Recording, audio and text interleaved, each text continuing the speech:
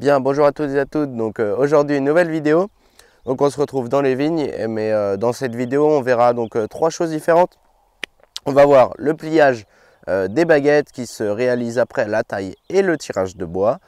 On verra quelques petites nouveautés arriver sur la ferme ou d'autres qui vont arriver. Et puis un peu de travail du sol, même si cela n'a pas été très concluant à cause de la météo qui n'est pas très clémente cette année. Bien, donc le pliage des baguettes, c'est une opération qui se réalise manuellement. Nous, on s'est équipé il y a quelques temps de machines électriques qui nous permettent de lier les baguettes au fil à colleur. Donc le but de plier les baguettes, ça va être donc de plier cette baguette pour qu'elle puisse suivre le fil à baguette, donc celui-là, et que l'on puisse avoir donc une vigne qui se tient, c'est-à-dire que lorsque cette baguette va être pliée, la vigne ne va plus bouger, et puis les sarments et les bourgeons vont pouvoir démarrer tout droit pour être palissés et puis avoir un feuillage qui va être en forme de rideau un petit peu et qui va couvrir toute la surface. Donc le pliage de baguette, ça se réalise uniquement sur les tailles à baguette et puis sur une autre taille dont j'ai oublié le nom qui se fait beaucoup en Champagne. Donc, donc chez nous, on enroule la baguette. Il y a des endroits où ils n'enroulent pas la baguette. Chez nous, on préfère enrouler la baguette, sinon on trouve que la vigne peut pencher d'un côté ou de l'autre. Donc on va enrouler la baguette sans la casser et puis en faisant attention aux bourgeons car ils ont déjà démarré. Normalement on fait cette opération plus tôt, mais avec le gel on l'a retardé. Voilà, tac. Donc là ma baguette est pliée, maintenant il me reste à l'attacher. Pour attacher la baguette, nous on utilise un outil qui se situe dans cette boîte. Bien, donc voilà la boîte de l'outil. On l'ouvre. Alors, voilà. Et donc voilà. Donc dans cette boîte, on retrouve une petite sacoche pour mettre l'outil lorsqu'on s'en sert plus. L'outil justement qui va nous servir à mettre le petit lien qui va donc tenir la baguette accrochée au fil. Le chargeur, une première batterie, voilà, et une seconde. Donc on enfile la batterie à l'intérieur.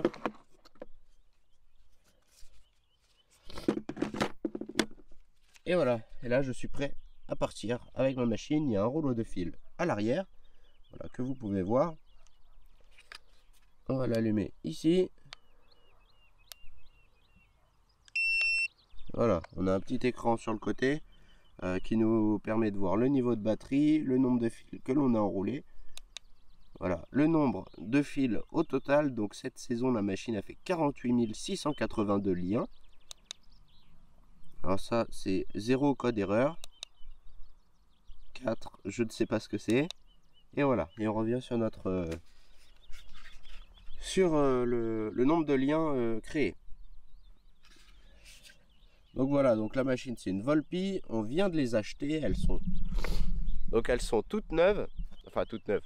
On les a achetées en début de saison de pliage. On en a acheté deux qui viennent compléter les trois autres machines que l'on a. Donc deux Infaco, donc des machines qui sont différentes, qui ne marchent pas pareil et qui ont une batterie qui est liée par un fil et que l'on met autour de la ceinture.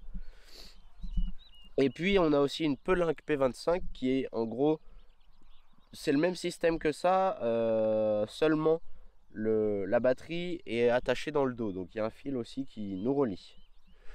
Donc on va plier maintenant. Donc là, j'avais enroulé ma baguette, je mets, tac, j'appuie, et voilà, le lien est mis. C'est magique.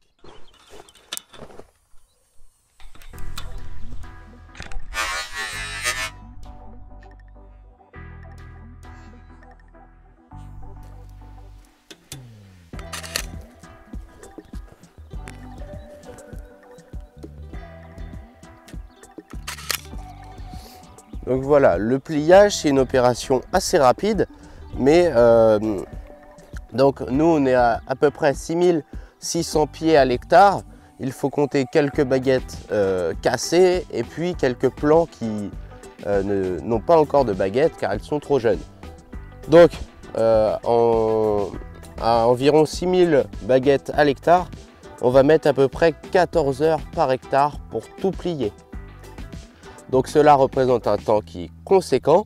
C'est pourquoi nous on fait appel à des équipes donc, qui viennent chez nous pour pouvoir plier l'entièreté du domaine.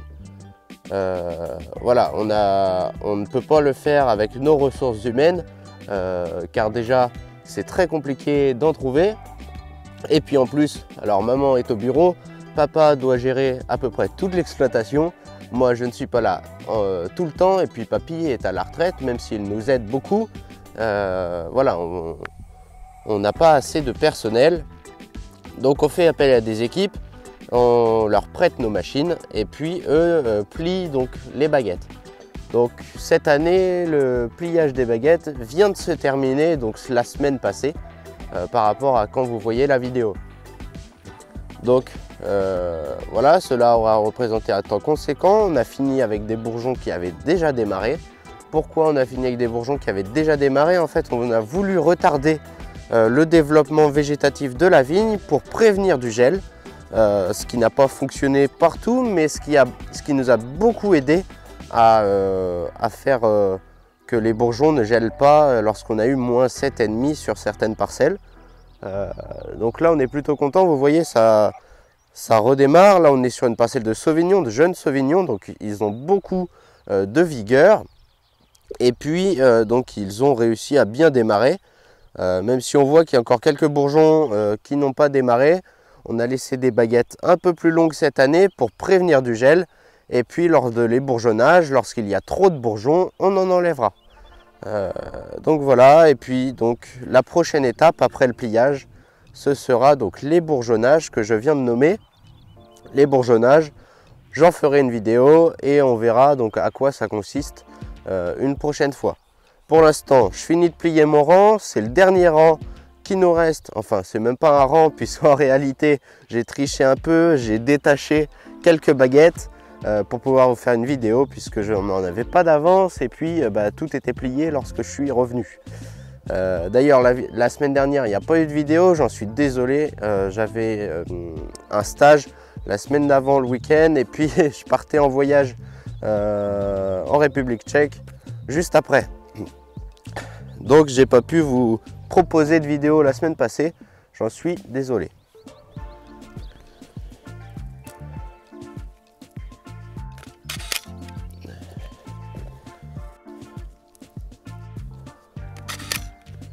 Donc voilà, la saison de pliage est finie, on peut ranger les machines. Donc voilà, l'entièreté du domaine est pliée. Maintenant je vous propose un petit passage sur le travail du sol qu'on a essayé de faire hier, qui n'a pas forcément bien marché, donc j'ai dû arrêter. Mais papa a décavaillonné, vous pouvez voir, ça fait plutôt pas mal. Ça prend beaucoup de temps. On fait ça avec le bobard, le CC 70-77 avec des décavaillonneuses que l'on a un petit peu adapté. Donc on fait un travail qui est correct, on laisse très peu d'herbe auprès des ceps et cela va nous permettre de partir sur une bonne base tout au long de l'année pour travailler le sol et limiter le développement de l'herbe et puis des adventices en général que l'on ne souhaite pas sur notre domaine pour limiter la concurrence à la vigne. Donc voilà, on va voir, j'ai fait une courte vidéo hier sur le travail du sol lorsque ça ne fonctionnait pas, je vous la mets et puis ensuite on ira voir quelques petites nouveautés en plus de ces deux machines que l'on a achetées en début d'année. Allez, c'est parti. Bien, donc on se retrouve sous l'hangar au niveau du travail du sol. Donc là on a 3 tracteurs qui sont équipés pour travailler les sols. Donc 2 tracteurs qui sont équipés pour aller chercher sous le cavaillon, donc auprès des ceps, et puis un tracteur qui est équipé pour l'interrang. Donc au niveau du CC 70-77, on est équipé donc pour l'instant avec les décavaillonneuses. Donc les décavaillonneuses mécanique, mais on y a, enfin papa et papy ont adapté un petit système hydraulique en fait. Voilà, là ce vérin, vous le voyez, ça évite d'avoir un système mécanique qui permette de tirer la décavaillonneuse en cas de souci si elle chope un cep ou quoi que ce soit. Depuis la cabine, en actionnant ce vérin, et ben on retire les deux décavaillonneuses. Donc ça a mis un peu de temps à se faire, mais maintenant que c'est fait, bah, ça marche du tonnerre. Voilà, les sols sont un peu secs en ce moment. Papa en a fait pas mal hier. Toutes les jeunes vignes de Wally sont faites, sont décavaillonnées. Il reste encore un petit peu à coudre. Et puis ensuite, on passera sur un autre travail du sol. Voilà, donc ça c'est pour les jeunes vignes principalement. Au niveau de l'autre tracteur pour travailler les sols, donc lui qui est équipé pour travailler complètement, donc auprès des ceps, mais aussi entre les rangs. Ce tracteur, c'est le M55, qui a un moteur tout neuf, voilà, que l'on a refait cette année. Donc il est équipé pour travailler 2 rangs complets, tandis que le CC7077 est équipé pour travailler un seul cavaillon sous les rangs. Un seul rang, quoi. Celui-là est équipé pour en travailler 2, donc ça va plus vite, mais on ne fait pas le même travail. Donc là, avec ce tracteur, on va travailler des vignes un peu plus anciennes sur lesquelles il n'y avait pas eu forcément beaucoup de travail du sol auparavant. Donc on va effectuer un travail superficiel pour habituer les vignes et les racines au travail du sol. Voilà, parce que ça peut prendre un peu de temps, ça peut casser des ceps. Les ceps sont plus fragiles lorsqu'il n'y a pas eu de travail du sol. Ils sont plus cassants au cou. Donc ici, on va aller chercher un peu moins près des ceps. Même si on reste relativement près, on va beaucoup moins près qu'avec la décavaillonneuse qui va même entre les ceps. Voilà. Donc là, on est équipé donc, de disques avec une dent juste derrière. Donc ça, on a 4 disques sur le tracteur. Donc ça fait 4 demi-rangs. Donc ça fait 2 rangs complets. Donc il y a un rang complet au milieu et puis un demi-rang sur chaque extrémité du tracteur, ce qui nous fait 2 rangs. Et puis derrière les roues, on va retrouver des dents. Des dents qui vont permettre de casser l'herbe et puis d'avoir un sol nu derrière le tracteur. Donc en un seul passage, on arrive à faire un travail qui est plutôt propre et qui ne nécessite pas un passage complet juste derrière. On a un peu de temps de répit après ce passage de tracteur. L'interligne 3630 est quant à lui équipé pour travailler uniquement l'interrang. Donc avec un système de disque à l'arrière, malheureusement c'est trop sec et ça ne rentre pas bien du tout. Je vous mets une petite vidéo que j'ai fait hier, juste quand j'étais essayé ça dans les vignes larges, puisque là il est équipé pour faire les vignes larges, même s'il était assez mal réglé, en fait le tracteur tire beaucoup par là puisque ces disques là sont plus sortis. Donc voilà, au niveau du travail du sol, je vous mets la courte vidéo et puis ensuite on passe à quelques petites nouveautés. Bien, bonjour à toutes et à tous. Donc aujourd'hui il fait beau, malheureusement il fait trop sec. Je suis donc dans la vigne, dans les vignes larges, donc plantation à 2 mètres. Et donc je suis avec le 3630V avec des disques derrière. Et je me suis dit que ça pourrait faire pas mal un coup de disque. Malheureusement il fait trop sec et du coup ça rentre pas du tout. Là pour vous dire il y a 3 coups, 3 passages de disque et là également. Alors qu'avant on avait un petit peu d'herbe mais pas non plus énormément. Voilà l'herbe qu'il y a avant. Donc, il y a de l'herbe à 25-30 cm de haut à peu près. Il y a des chardons un peu. Et puis c'est pas mal de grosses touffes. Et du coup les disques ne rentrent pas du tout.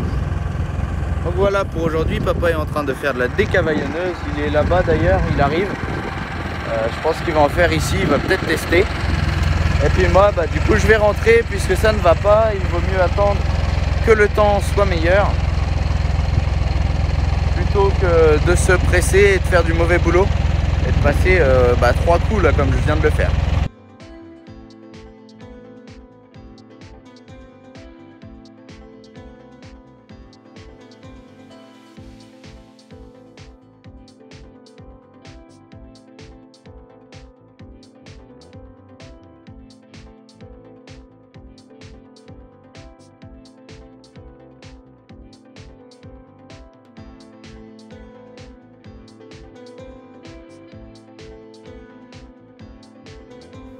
Donc voilà pour la courte vidéo. Maintenant on va passer au niveau des petites nouveautés. Alors vous voyez là-haut, je sais on voit mal, ce sont des doigts bineurs Cress donc, que l'on a acheté il y a quelques années, je crois que ça fait 3 ans. Ce sont des doigts assez chers parce que c'est la marque Cress. Maintenant il existe d'autres doigts, enfin c'est la même chose mais d'une autre marque. Donc là on peut travailler un rang complet. On trouvait qu'à l'enjambeur on peut en travailler 2 complets. Donc on s'est dit autant faire un passage pour 2 rangs plutôt que de faire un passage par rang. C'est plus économique en carburant, en temps et puis ça coûte moins cher au final. Donc ces doigts Cress, ils nous ont bien servi dans les jeunes plantes pour biner en fait entre les ceps. Ça marche super bien. Alors faut bien les régler parce que des fois on peut être trop. C'est assez compliqué de régler ces outils, mais une fois que c'est réglé, ça marche du tonnerre. Donc vous avez compris, on en a racheté une paire. On va aller les voir de suite. Et donc voici la paire que nous venons de racheter. Donc ce ne sont pas des Cress, c'est une autre marque. Voilà la marque Lacruz que l'on a vu au site Evi et qui proposait le même système que Cress. Voilà, donc c'est quasiment la même chose, c'est juste la marque qui diffère. Donc voilà, c'est la même rigidité, c'est la même taille d'étoile. Donc ça là va nous permettre de faire donc 2 rangs complets. Donc on mettra 2 étoiles vers l'intérieur de l'enjambeur et 2 étoiles de chaque extrémité. Donc voilà, donc il y a ces doigts là et puis en dessous il y a des doigts en métal, enfin des espèces de... Alors je peux pas vous montrer, en fait ça va être des espèces de petites dents qui vont permettre aussi de remuer la terre un petit peu plus loin à l'intérieur là. En dessous il y a des petites dents qui permettent de remuer la terre et puis de virer donc les petites adventices. Donc voilà, ça c'est une petite nouveauté qui n'était pas prévue, mais ça va nous être bien utile avec la diminution des désherbants et puis l'augmentation du travail du sol. Autre nouveauté, je vous parlais d'autoguidage en début d'année. Donc le 6480 a reçu son câblage pour l'autoguidage. Maintenant, il nous manque juste à recevoir les volants. Donc les volants qui vont se mettre au niveau du volant qui vont nous permettre de faire tourner la direction du tracteur et qui va permettre à l'autoguidage de fonctionner. Donc on a reçu la tablette, les antennes, etc. Il manque juste à recevoir les volants. Malheureusement, l'entreprise n'est pas en capacité pour l'instant de nous les fournir à cause du problème des pièces manquantes. Donc le 6480 et le 6160 ont reçu leur câblage, je les ai installés. J'en ai fait une vidéo que je mettrai lorsqu'on aura reçu les volants et que ça fonctionnera. Autre nouveauté, cette fois-ci au niveau du chai, donc ça vous donne déjà une bonne indication, c'est quelque chose qui n'est pas arrivé, que papa vient d'acheter donc la semaine passée, quelque chose qui va nous être très utile en période de vendange, quelque chose que nous avons déjà mais qui viendra compléter. Donc je vous laisserai deviner en commentaire, peut-être que vous l'aurez compris, j'en ai parlé récemment dans une vidéo il me semble, et puis j'en avais parlé au niveau des vendanges. Donc c'est quelque chose qui va nous permettre d'être plus serein au moment des vendanges et d'être moins pressé, on va dire. Donc voilà, ça nécessitera une petite adaptation au niveau du bâtiment, mais bon, quand on en a besoin, il faut faire quelque chose pour qu'on puisse y arriver, puisque ça devenait compliqué de faire avec ce qu'on avait. Donc voilà, je vous laisserai deviner en commentaire. Cet outil arrivera sûrement prochainement, mais il faut qu'il soit transporté. Donc je précise que ce n'est pas quelque chose de neuf. Comme à notre habitude, on préfère acheter de l'occasion un peu moins cher, en très bon état, et puis le conserver ensuite par la suite. Donc voilà pour cette vidéo. Moi je vous dis à dimanche prochain à 16h30. Je suis encore désolé du manque de la vidéo de la semaine dernière. Je n'étais pas en capacité de la faire, je n'ai pas eu le temps. Voilà, donc j'espère que cette vidéo vous aura plu, que vous en aurez appris un petit peu plus sur le pliage. un petit peu sur le travail du sol, même si c'était assez court. Donc voilà, allez, salut!